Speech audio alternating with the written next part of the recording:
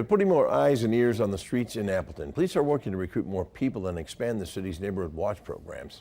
News 5 Holly Brantley talks to police and citizens who help coordinate the groups about connecting the community to make a difference. Neighborhoods in Appleton networking to keep each other safe. For Jim Case, that neighborhood is Herb Park.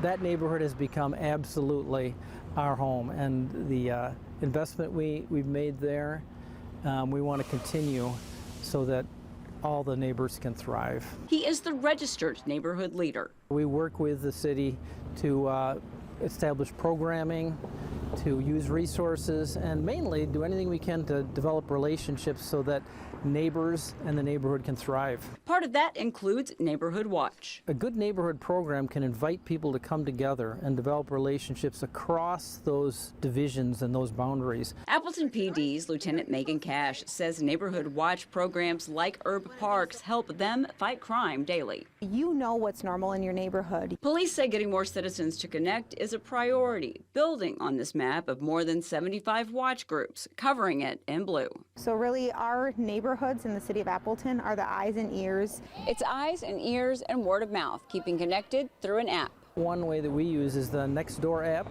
Case says technology helps get more people involved, breaking the ice before face-to-face connections. So many people like the social media aspect of it. Case and Lieutenant Cash say starting a group is easy. The Appleton Police Department has everything you need to begin partnering with police to keep your streets safe. In Appleton, Holly Brantley, Action 2 News.